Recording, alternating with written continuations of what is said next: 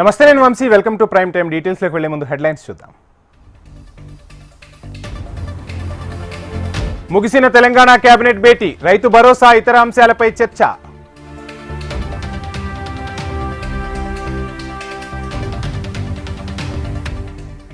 కాంగ్రెస్ కు తెలంగాణ ఏటీఎం లాగా మారింది, రేవంత్ సర్కార్ కు ప్రజలే బుద్ధి చెబుతారన్న కేటీఆర్.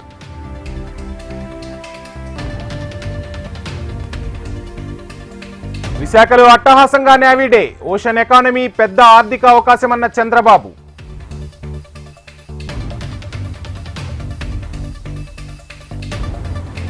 ప్రైవేట్ స్కూళ్లకు దీటుగా ప్రభుత్వ పాఠశాలలు, విద్యా వ్యవస్థను బలోపేతం చేస్తామన్న లోకేష్.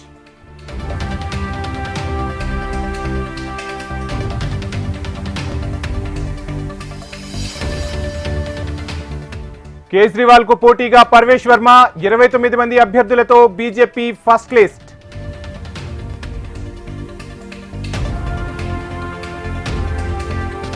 బీజేపీ కాంగ్రెస్ కుమ్మక్కు రాజకీయాలు, ఆ రెండు పార్టీలపై కేజ్రీవాల్ ఫైర్.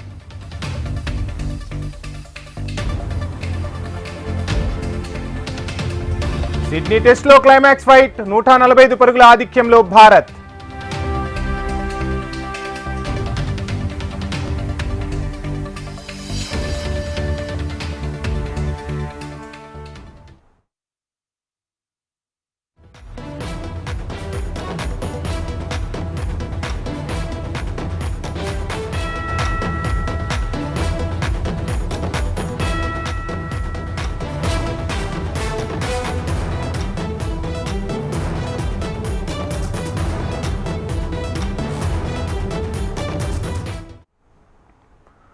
బ్రేకింగ్ చూస్తున్నాం. సీఎం రేవంత్ రెడ్డి అధ్యక్షతన సమావేశమైన తెలంగాణ కేబినెట్ లో పలు కీలక నిర్ణయాలు తీసుకున్నారు. సంక్రాంతి నుంచి కొత్త రేషన్ కార్డులు జారీ చేయాలని మంత్రివర్గం నిర్ణయించింది.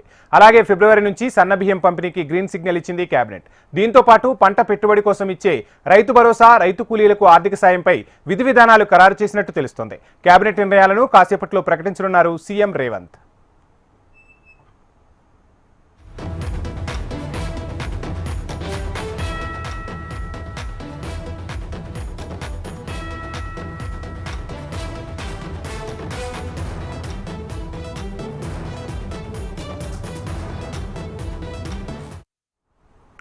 సీఎం రేవంత్ రెడ్డి అధ్యక్షతన సమావేశమైన తెలంగాణ కేబినెట్ లో పలు కీలక నిర్ణయాలు తీసుకున్నారు. సంక్రాంతి నుంచి కొత్త రేషన్ కార్డులు జారీ చేయాలని మంత్రివర్గం నిర్ణయించింది. అలాగే ఫిబ్రవరి నుంచి సన్నబియ్యం పంపిణీకి గ్రీన్ సిగ్నల్ ఇచ్చింది కేబినెట్. దీంతో పాటు పంట పెట్టుబడి కోసం ఇచ్చే రైతు భరోసా, రైతు కూలీలకు ఆర్థిక సాయంపై విధి విధానాలు ఖరారు చేసినట్టు తెలుస్తోంది. కేబినెట్ నిర్ణయాలను కాసేపట్లో ప్రకటించనున్నారు సీఎం రేవంత్.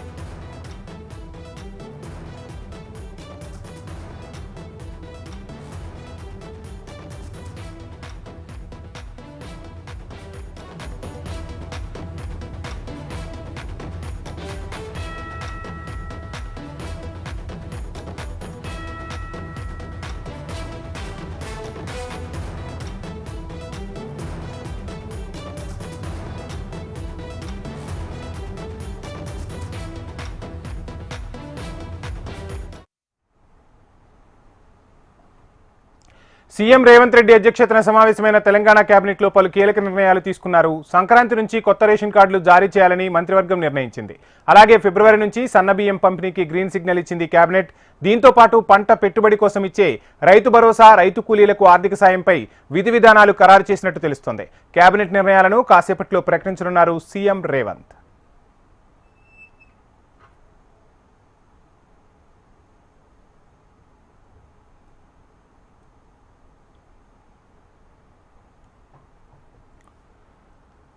సీఎం రేవంత్ రెడ్డి మాట్లాడుతున్నారు, లైవ్ లో చూద్దాం.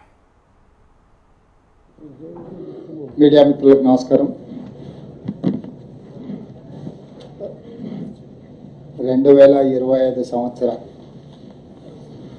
శుభాకాంక్షలు. కొత్త సంవత్సరం మొదటిసారి పత్రికా సమావేశం. మీకు అందరికీ కూడా నూతన సంవత్సర శుభాకాంక్షలు తెలియజేస్తూ తెలంగాణ రాష్ట్ర రైతాంగానికి కూడా ఈ నూతన సంవత్సరంలో మంచి జరగాలని, ఈ ప్రభుత్వం వాళ్ళను అన్ని రకాలుగా ఆదుకోవాలని, వ్యవసాయం దండగ కాదు వ్యవసాయం పండుగ చేయాలని మా ప్రభుత్వం పట్టుదలతో చేపట్టిన కార్యక్రమాలలో భాగంగా రైతు భరోసాకు సంబంధించి శాయశక్తుల ప్రతిపక్షాల నుంచి మొదలుపెట్టే పత్రికల ప్రసార సాధనాల వరకు ఊహాగానాలు చేయడం, ఉన్నవి లేనివి ప్రభుత్వ నిర్ణయాలని మీకు మీరే ప్రకటించి రైతులలో గందరగోళాన్ని సృష్టిస్తున్నారు. కాబట్టి ఆ గందరగోళాన్ని దూరం చేస్తూ రైతులకు ఒక శుభవార్త వినిపించాలని ఈ మంత్రివర్గ సమావేశంలో సహచరులందరి సూచనల మేరకు ఈరోజు నిర్ణయం తీసుకోవడం జరిగింది.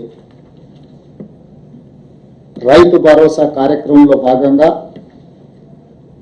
వ్యవసాయ యోగ్యమైన భూములన్నింటికి రైతు భరోసా పథకం కింద నిధులను ఇవ్వడం జరుగుతుంది. గత ప్రభుత్వం రైతు బంధు పథకంలో భాగంగా సంవత్సరానికి 10,000 ఇస్తే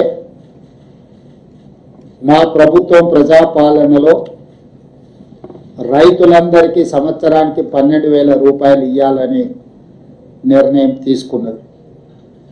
అదేవిధంగా భూమి ఉన్న రైతులకు రైతు భరోసా పథకం కింద వ్యవసాయ యోగ్యమైన ప్రతి ఎకరాకు 12,000 రూపాయలు ఇస్తున్నప్పుడు తండాలలో, గూడాలలో, మారుమూల పల్లెల్లో ఉన్న భూమి లేని వ్యవసాయ రైతు కుటుంబాలు, భూమి లేకపోవడం ఒక శాపము, ప్రభుత్వం మమ్మల్ని ఆదుకోకపోవడము ఇంకొక శాపము అన్నట్టుగా పాదయాత్రల సందర్భంగా అటు భట్టి విక్రమార్క గారికి కానీ నాకు కానీ ఈ మధ్యకాలంలో మా మంత్రివర్గ సహచరులు పర్యటనలకు వెళ్ళినప్పుడు దృష్టికి తీసుకురావడం జరిగింది. అందుకే మా ప్రభుత్వం భూమి లేని వ్యవసాయ కుటుంబాలకు ప్రతి సంవత్సరానికి 12,000 రూపాయలు వాళ్ళకు కూడా ఇవ్వాలి, వాళ్ళు కూడా మన సమాజంలో మనలో భాగమే అని గుర్తించి ఈ పథకాన్ని అమలు చేయాలని నిర్ణయం తీసుకున్నది. ఈ పథకానికి ఇందిరమ్మ ఆత్మీయ భరోసా పథకం అని చెప్పి నామకరణం చేయడం జరిగింది. ఈరోజు భూమి ఉన్న వ్యవసాయ యోగ్యమైన భూములకు రైతులకు ఎకరాకు 12,000 ఇవ్వడమే కాకుండా భూమి లేని వ్యవసాయ కుటుంబాలకు సంవత్సరానికి 12,000 రూపాయలు ఇందిరమ్మ ఆత్మీయ భరోసా పథకం కింద ఇవ్వాలని నిర్ణయం చేయడం జరిగింది. ఇదే కాకుండా చాలా సంవత్సరాల నుంచి రేషన్ కార్డుల సమస్య పేదవాళ్ళను పట్టి పీడిస్తుంది. అందుకే రేషన్ కార్డు లేని అందరికీ నూతన రేషన్ కార్డు ఇవ్వాలని కూడా ఈ మంత్రివర్గ సమావేశంలో నిర్ణయం తీసుకోవడం జరిగింది. కాబట్టి ఈ అన్ని పథకాలు జనవరి 26, 2025 నుండి ప్రారంభం కాబోతున్నాయి. జనవరి 26, 2025కు ఒక ప్రత్యేకత ఉన్నది. మన రాజ్యాంగం అమలు జరిగి డాక్టర్ బాబాసాహెబ్ అంబేద్కర్ గారు మన రాజ్యాంగాన్ని ప్రసాదించి అమలు చేయబట్టి 75 సంవత్సరాలు పూర్తి చేసుకుంటున్న సందర్భంగా జనవరి 26, 2025 నుంచి పథకాలను అన్నింటిని కూడా అమలు చేయాలి అని చెప్పి మా ప్రభుత్వం నిర్ణయం తీసుకున్నది. అదేవిధంగా వ్యవసాయ యోగ్యం కాని భూములు అంటే రాళ్ళు, రప్పలు, గుట్టలు, రోడ్లలో పోయిన వాటికి లేదా మైనింగ్ చేస్తున్న భూములకు లేదా నాలా కన్వర్షన్, రియల్ ఎస్టేట్ వెంచర్, పరిశ్రమలకు తీసుకున్న భూములు, అదేవిధంగా రైతుల నుంచి ప్రభుత్వం సేకరించిన భూములకు రైతు భరోసా వర్తింపజేయము. ఎలాంటి గందరగోళం ఉండాల్సిన పని లేదు. రాళ్ళు, రప్పలు, గుట్టలు రోడ్లకు, అదేవిధంగా పరిశ్రమలకు లేదా రియల్ ఎస్టేట్ వెంచర్లుగా మారిన భూములకు రైతు భరోసా ఇవ్వబడదు. దీనికి సంబంధించి మా రెవెన్యూ అధికారులు గ్రామాల వారీగా సమాచారాన్ని సేకరించి గ్రామ సభల ద్వారా ప్రజలకు వివరించడం జరుగుతుంది. కాబట్టి ఈరోజు ఎవరైనా పరిశ్రమలుగా మారిన భూములు కానీ, రియల్ ఎస్టేట్ వెంచర్లు జరిగిన భూములు కానీ, ప్రభుత్వం సేకరించిన భూములు, ఆల్రెడీ ప్రజల నుంచి ప్రభుత్వం సేకరించిన భూములు ఉన్నాయి. కానీ రెవెన్యూ రికార్డులలో, ధరణులలో లోపాల వల్ల కొంతమందికి ఆ రకంగా కూడా రైతు భరోసా పథకము గతంలో నిధులు చేరినాయి. కాబట్టి దయచేసి మీరే స్వచ్ఛందంగా ముందుకు వచ్చి ప్రభుత్వానికి ఆ వివరాలు అందించడం ద్వారా ప్రభుత్వానికి సహకరించాల్సిందిగా వాళ్ళందరికీ మేము విజ్ఞప్తి చేస్తున్నాం.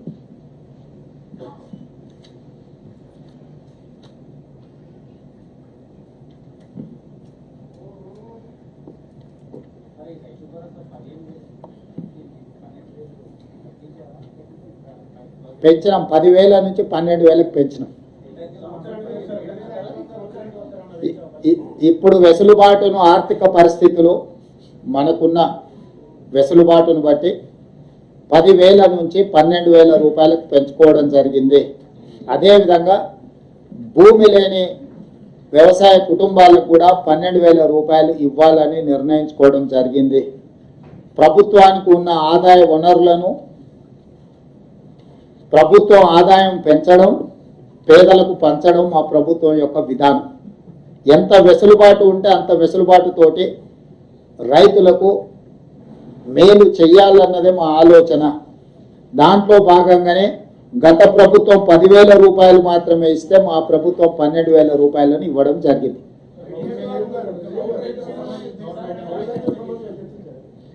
ఆ విషయాల మీద గతంలో చాలా చర్చలు జరిగినాయి.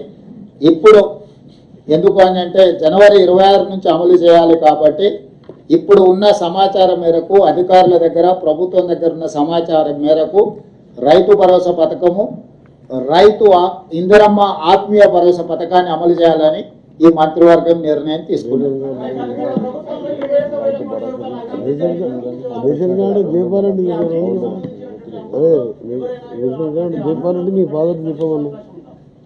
ఇప్పుడు గతంలో ఏం జరిగిందో దాని వెనక్కి వెళ్తే కేసీఆర్ కుటుంబం 1000 సంవత్సరాలు జైలు శిక్ష అనుభవించాల్సి వస్తుంది. కాబట్టి వాటికంటే భవిష్యత్తులో తప్పిదాలు జరగకుండా నిజమైన రైతులకు మేలు చేయాలన్నదే మా ప్రభుత్వం యొక్క విధానము.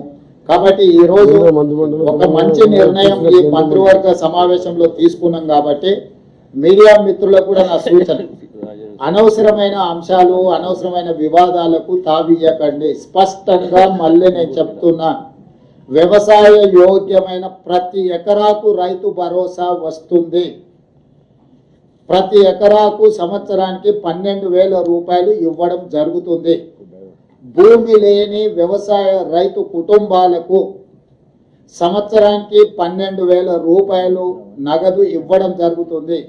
ఆ పథకం పేరు ఇందిరమ్మ ఆత్మీయ భరోసా. రేషన్ కార్డులు జనవరి 26 నుంచి రేషన్ కార్డులు లేని వాళ్లకు రేషన్ కార్డులు ఇవ్వడం జరుగుతుంది. 3 అంశాల మీద ఈ మంత్రివర్గంలో సానుకూలమైన, ప్రజలకు ప్రయోజనం చేకూర్చే నిర్ణయాలు తీసుకున్నాము.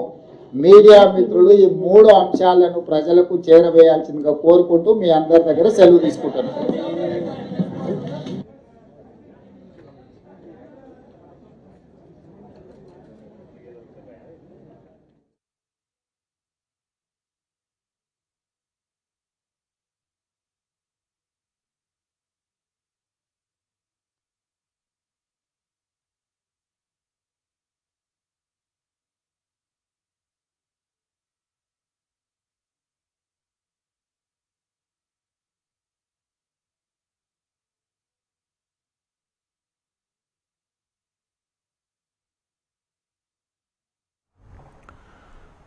మొత్తంగా రైతులకు ప్రయోజనం చేకూర్చే పథకాలను ప్రవేశపెట్టారు రేవంత్ రెడ్డి. రైతు భరోసా ఈ సంక్రాంతి నుంచి అమలు చేయబోతున్నట్టుగా కూడా రేవంత్ రెడ్డి మీడియా ముఖంగా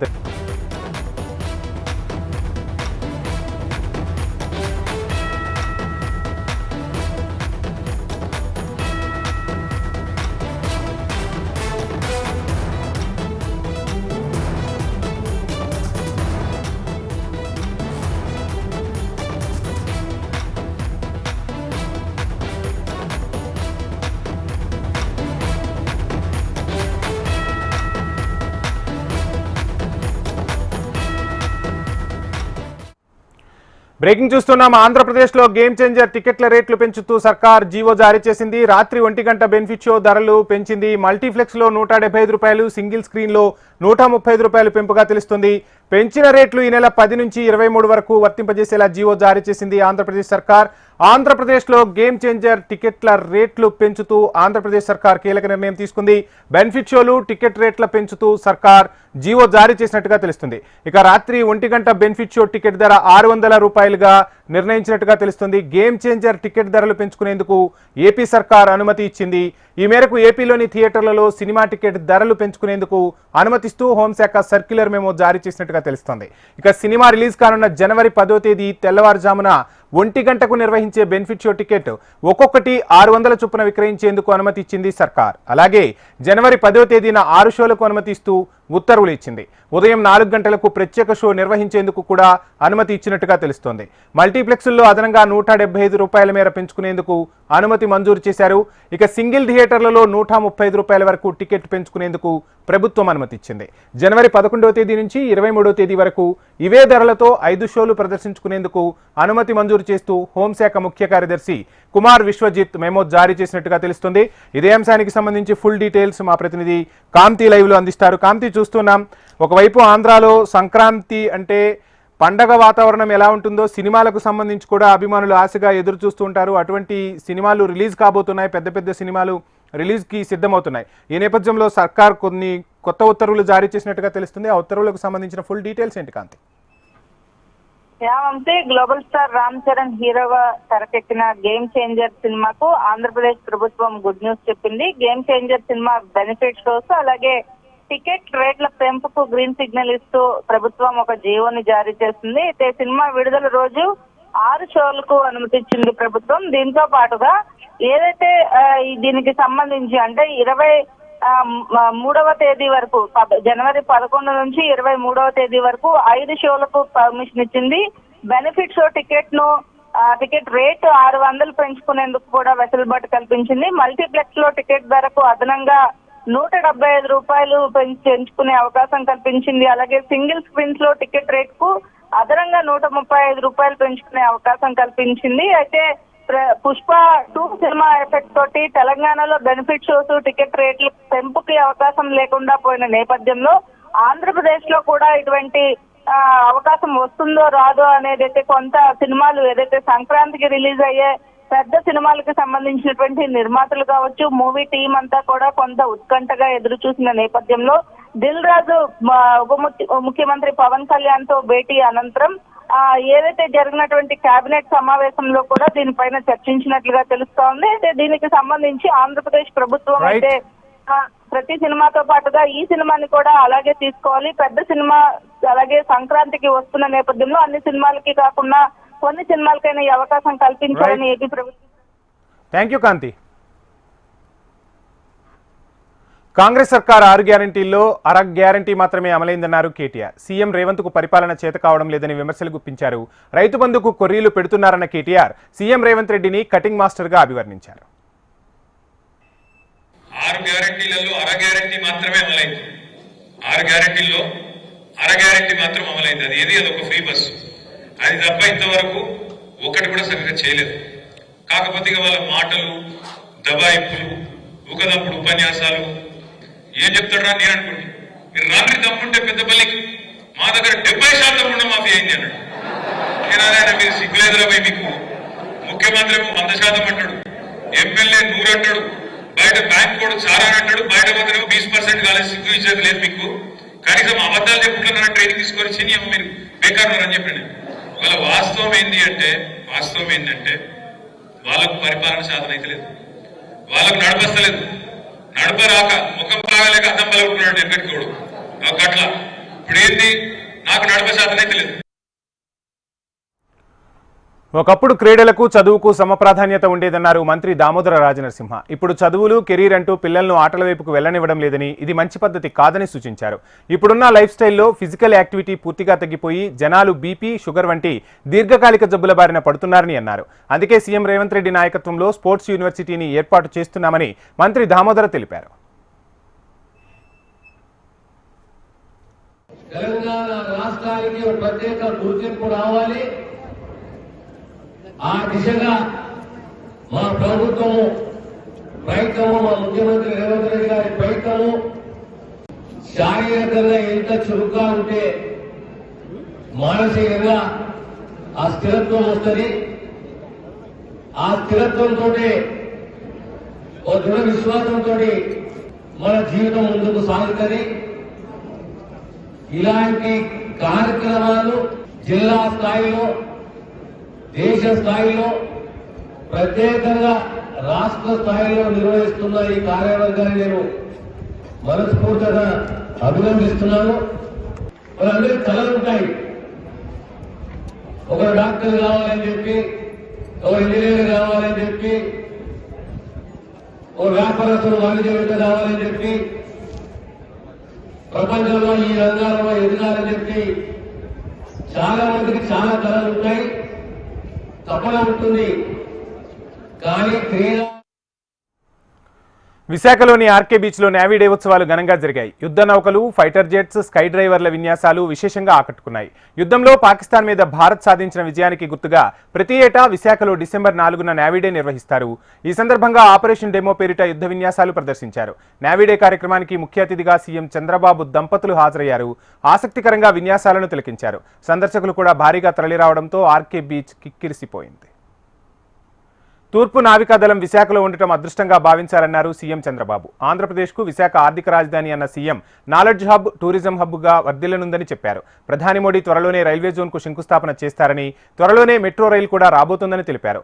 అద్భుత విన్యాసాలు చేసిన నావికాదళ సిబ్బందికి ప్రత్యేక అభినందనలు తెలిపారు. హుదూద్ తుఫాన్ సమయంలో నేవీ సాయం మరవలేనిదని చంద్రబాబు గుర్తు చేసుకున్నారు.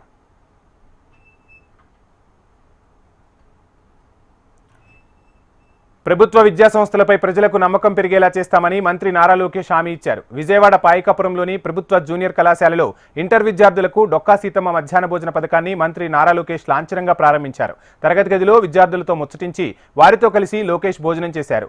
ఆంధ్రప్రదేశ్ వ్యాప్తంగా కేజీ నుంచి పీజీ వరకు ప్రభుత్వ విద్యా సంస్థలను బలోపేతం చేయడమే లక్ష్యంగా పనిచేస్తున్నామని, ప్రైవేటుకు దీటుగా ప్రభుత్వ పాఠశాలలు ఎలా పనిచేయాలనే దిశగా చర్యలు చేపడుతున్నట్లు మంత్రి నారా లోకేష్ వెల్లడించారు. జూనియర్ కళాశాలలో మేము చేరుతున్నాము. మాకు కూడా ప్రైవేట్ రంగానికి ధీటుగా మాకు కరికులం కానివ్వండి, టెస్టులు కానివ్వండి అన్ని మెరుగుపరచండి అని ఆనాడు నేను కోరటం జరిగింది. దాంట్లో భాగంగా మన ప్రభుత్వం ఏర్పడిన వెంటనే జూనియర్ కళాశాలలో ఉచితంగా టెక్స్ట్ బుక్స్ మనం అందజేయడం జరిగింది. ఇప్పుడు ప్రధానంగా మధ్యాహ్న భోజనం కూడా మన పిల్లలకి మన ప్రభుత్వం అందజేయడం జరుగుతుంది. నాలెడ్జ్ ఎకానమీలో హెచ్ఆర్డి మినిస్ట్రీ అనేది చాలా కీలకమైన పాత్ర వహిస్తుంది. ఆ అవకాశం నాకు గౌరవ ముఖ్యమంత్రి చంద్రబాబు నాయుడు గారు మంత్రిగా నాకు ఇచ్చారు. ఒక బాధ్యతగా మేము వ్యవహరిస్తున్నాం. కేజీ నుంచి పీజీ వరకు విద్యను ఎట్లా బలోపేతం చేయాలి, కొత్త సంస్కరణ ఎట్లా తీసుకురావాలి, ఇతర రాష్ట్రాల్లో ఇతర దేశాల్లో ఎలాంటి కరికులం పాటిస్తున్నారో దాన్ని ఎట్లా చేయాలి దాంతో కూడా అనేక చర్చలు జరిగినాయి. అదేవిధంగా యూనియన్లతో కూడా మేము మీటింగ్లు పెట్టుకుంటాం జరుగుతుంది. గత ప్రభుత్వం లాగా ఏకపక్ష నిర్ణయాలు మేము తీసుకోవట్లేదు. అందరితో చర్చిస్తున్నాం, ఉపాధ్యాయులతో మాట్లాడుతున్నాం, తల్లిదండ్రులతో మాట్లాడుతున్నాం, విద్యార్థులతో మాట్లాడుతున్నాం. వాళ్ళకి ఏం కావాలో తెలుసుకున్న తర్వాతనే నిర్ణయాలు తీసుకుంటాం జరుగుతుంది. గత 6 నెలలుగా మీరు కూడా చూశారు. నేను ఇక్కడ ఫీల్డ్కి వెళ్తే కూడా సర్ప్రైజ్ విజిట్స్గా ప్రభుత్వ పాఠశాలలు కానివ్వండి, అటు లైబ్రరీలు కానివ్వండి వెళ్తాం జరుగుతుంది. అక్కడ విద్యార్థులు ఎదుర్కొన్న సమస్యలు ఏంటి, ఉపాధ్యాయులు ఎదుర్కొన్న సమస్యలు ఏంటి, ఏం చేస్తే బాగుంటుందని దానిపైన కూడా కలిసికట్టుగా మేము చర్చిస్తున్నాం. దాంట్లో భాగంగా Andhra model of school education తీసుకురావాలని నిర్ణయం తీసుకున్నాం. ముచ్చర్ల గ్రామంలో 600 ఎకరాల భూమిని టీడీపీ నాయకులు కొట్టేసే ప్రయత్నంలో భాగంగా ప్రభుత్వంపై దొంగలెక్కలు చెబుతున్నారని మాజీ మంత్రి గుడివాడ అమర్నాథ్ ఆరోపించారు. పట్టాల పేరుతో గ్రామస్తులను మోసం చేసి పేదల భూములను కొట్టేస్తే వారి పరిస్థితి ఏంటని అమర్నాథ్ ప్రశ్నించారు.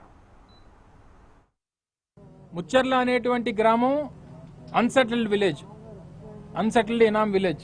సో ఈ గ్రామానికి చెందినటువంటి ప్రజల్ని మభ్యపెట్టి సభ్యత్వం గురించి చెప్పకుండా మీ అందరికి కూడా పట్టాలు ఇప్పిస్తాం, మీ అందరి ఆధార్ కార్డులు తీసుకొని రండి అని చెప్పి ఆ పెద్ద మనిషి పిలిపించుకొని ఆ డబ్బులేవో ఆయనే కట్టేసి ఆ ఏదైతే ఉందో వచ్చినటువంటి డబ్బు అంతా కట్టేసి ఈ రకంగా పబ్లిసిటీ చేసుకునేటువంటి ప్రయత్నం చేశారు. రేపు లోకేష్ గారిని తీసుకొని వస్తే ఏం చెప్తారు లోకేష్ గారితో? సార్ 100% డబ్బు కట్టేశారు, మాకు ఈ గ్రామంలో సమస్య ఉంది, ఈ సమస్యను పరిష్కరించండి అనేటువంటి చెప్పేటువంటి ప్రయత్నం చేసి అమాయకమైనటువంటి ప్రజల్ని వాళ్ళ దగ్గర నుంచి భూములు రాయించుకొని అంతా కూడా భూమిని ఏ రకంగా కొట్టేయాలి 600 ఎకరాలు అనేటువంటి దాని మీద జరుగుతున్నటువంటి ఒక పెద్ద స్కామ్ ఇది అనేటువంటి విషయాన్ని మీ ద్వారా ప్రజలకు తెలియజేస్తా ఉన్నా.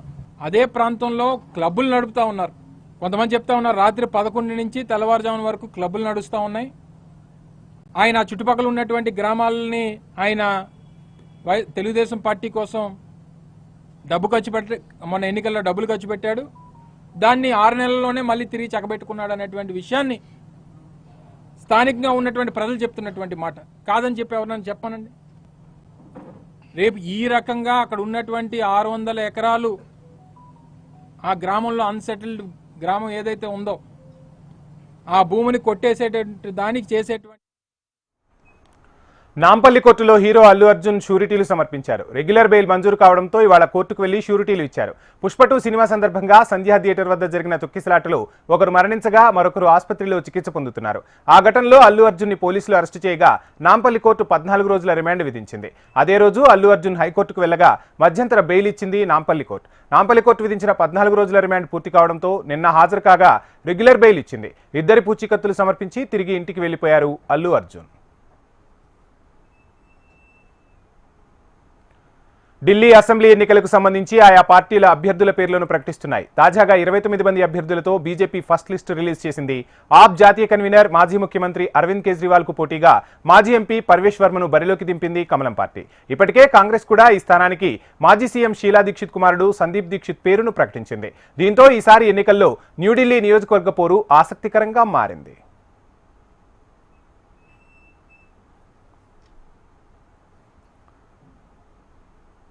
ఓవైపు అభ్యర్థుల జాబితాలు, మరోవైపు ప్రధాన పార్టీల నేతల మధ్య మాటల తూటాలతో ఢిల్లీ దంగల్ హీటెక్కింది.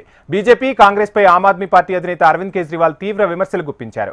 ఈ ఎన్నికల్లో 2 పార్టీలు కుమ్మక్కయ్యాయని మండిపడ్డారు. ఆప్పై ఉమ్మడిగా పోటీ చేస్తున్నట్లు బీజేపీ, కాంగ్రెస్ అధికారికంగా ప్రకటించాలని ఆ 2 పార్టీలకు సవాల్ విసిరారు కేజ్రీవాల్. कांग्रेस को करने दीजिए प्रोटेस्ट, चिंता ना करो, जनता को भरोसा है, बोलने दो उनको। वो इन्हीं की महिलाएं हैं, पंजाब की महिलाएं नहीं है, पंजाब की सारी महिलाएं हमारे साथ हैं, उनको आम आदमी पार्टी पे भरोसा है। ये कांग्रेस की और बीजेपी वालों की, कांग्रेस और बीजेपी को अब औपचारिक रूप से ऐलान कर देना चाहिए कि वो मिलके गठबंधन में ये चुनाव लड़ रहे हैं आम आदमी पार्टी के साथ।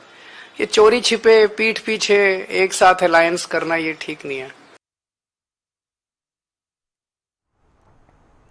ఆధ్యాత్మికత, పండుగలు, జాతరకు పుట్టినిల్లైన భారత్లో మహాకుంభమేళాకు ప్రత్యేక స్థానం ఉంది. 12 ఏళ్లకోసారి వచ్చే ప్రయాగ్రాజ్ మహాకుంభమేళా ఆసియా ఖండంలోనే అతిపెద్ద ఉత్సవం. వేలు కాదు, లక్షలు కాదు, కోట్ల మంది భక్తులు ఇక్కడకు తరలివచ్చి గంగమ్మ ఒడిలో స్నానాలు ఆచరిస్తుంటారు.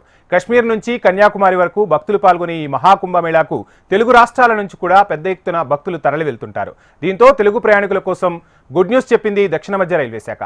తెలుగు రాష్ట్రాల నుంచి కుంభమేళాకు వెళ్లేందుకు ప్రత్యేక రైళ్ల సదుపాయాన్ని కల్పించింది.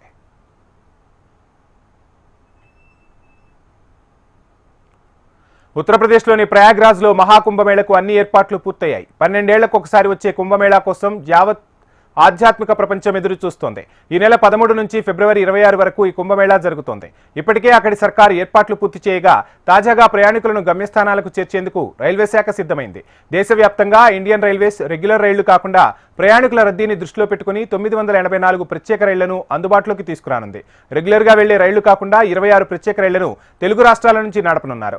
ఆంధ్రప్రదేశ్లోని గుంటూరు, విజయవాడ, మచిలీపట్నం, కాకినాడ టౌన్ నుంచి, తెలంగాణలోని మౌలాలి జంక్షన్, వికారాబాద్, సికింద్రాబాద్ స్టేషన్ల నుంచి ఈ ప్రత్యేక రైళ్లు అందుబాటులో ఉండనున్నట్లు తెలిపింది దక్షిణ మధ్య రైల్వే.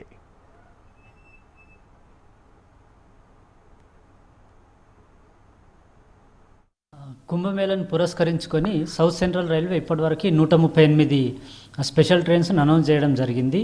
అలాగే మనకి southern railway, south western railway నుంచి కూడా 37 ట్రైన్స్ అనౌన్స్ చేశారు. అవి కూడా సౌత్ సెంట్రల్ నుంచి పాస్ అవుతాయి. కానీ టోటల్గా 175 ట్రైన్స్ అయితే కుంభమేళాకి, అంటే కుంభమేళా మనకి ఇప్పుడు రాబోయే 13th జనవరి నుంచి 26th ఫిబ్రవరి వరకు ఉండబోతుంది పుష్కరిణి. సో దాంట్లో భాగంగా ఇప్పుడు మనకి 8th జనవరి నుంచి ట్రైన్స్ స్టార్ట్ అయ్యి అప్ టు మార్చ్ 1 వరకు అంటే 175 ట్రైన్స్ అనౌన్స్ చేయడం జరిగింది south central and southern railway తరఫున.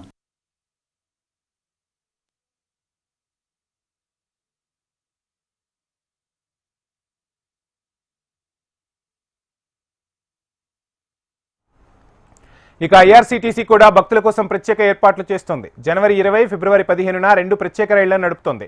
ఒక్కో రైల్లో 576 మంది ప్రయాణికులు ప్రయాణించవచ్చు. ఈ రైళ్లు సికింద్రాబాద్ నుంచి ప్రారంభమై వరంగల్, మహబూబాబాద్, విజయవాడ, వైజాగ్, విజయనగరం మీదుగా వారణాసి చేరుకుంటాయి. ఈ ప్యాకేజీలో 7 రాత్రులు 8 పగళ్లు ఉంటాయి. ఎకానమీలో డబుల్ లేదా ట్రిపుల్ షేరింగ్లో పెద్దవాళ్లకు 22,635 రూపాయలు, 5 నుండి 11 ఏళ్ల చిన్నారులకు 21,740 రూపాయల ఛార్జ్ వసూలు చేయనున్నారు. కంఫర్ట్లో పెద్దలకు 38,195 రూపాయలు, చిన్నారులకు 36,935 రూపాయలు వసూలు చేస్తారు. అయితే కుంభమేళాలో ఐఆర్సీటీసీకి చెందిన మహాకుంభగ్రామ్లో నివాసం, ఫుడ్కు అదనపు ఛార్జీలు చెల్లించాల్సి ఉంటుంది.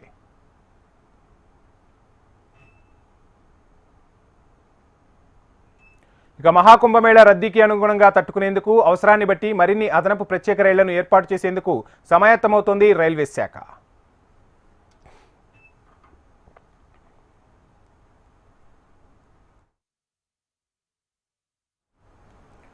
ఇక ఇంటర్నేషనల్ అప్డేట్స్ చూస్తే కొత్త సంవత్సరంలోనూ ఉక్రెయిన్, రష్యా మధ్య ఉద్రిక్తతలు కొనసాగుతున్నాయి. ఈ క్రమంలో ఉక్రెయిన్ అధ్యక్షుడు జెలెన్స్కీ కీలక విషయాలు వెల్లడించారు.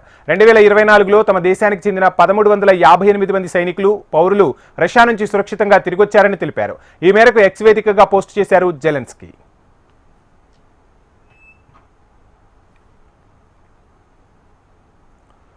ఇక స్పోర్ట్స్ అప్డేట్స్ చూస్తే border Gavaskar trophy test series climax కు చేరింది. సిడ్నీ వేదికగా జరుగుతున్న 5వ టెస్టు రసవత్రంగా కొనసాగుతోంది. రెండో రోజు ఆట ముగిసే సమయానికి టీమిండియా 2 ఇన్నింగ్స్లో 6 వికెట్ల నష్టానికి 141 పరుగులు చేసింది. రిషబ్ పంత్ హాఫ్ సెంచరీతో రాణించాడు. క్రీజ్లో రవీంద్ర జడేజా 8 పరుగులతో, వాషింగ్టన్ సుందర్ 6 పరుగులతో ఉన్నారు. ఇక అంతకుముందు ఓవర్ నైట్ స్కోర్ వికెట్ నష్టానికి 9 పరుగులతో రెండో రోజు ఆటను ప్రారంభించిన ఆసీస్ 181 పరుగులకు కుప్పకూలింది. భారత బౌలర్లో సిరాజ్ 3, ప్రసిద్ధ్ 3, కెప్టెన్ బూమ్రా, నితీష్ చెరో 2 వికెట్లు పడగొట్టారు. ప్రస్తుతం టీమిండియా 145 పరుగుల లీడ్లో ఉంది. ఈ మ్యాచ్లో గెలిచి సిరీస్ను సమన్ చేయాలని టీమిండియా భావిస్తుండగా ఎలాగైనా విక్టరీ కొట్టి సిరీస్ను కైవసం చేసుకోవాలని ఆసీస్ స్కెచ్ వేస్తోంది. దీంతో మూడో రోజు అంటే రేపటి ఆట ఇరు జట్లకు కీలకం కానున్న నేపథ్యంలో సెషన్ బై సెషన్ ఏ విధంగా ఆడతారనేది ఇప్పుడు ఆసక్తికరంగా మారింది.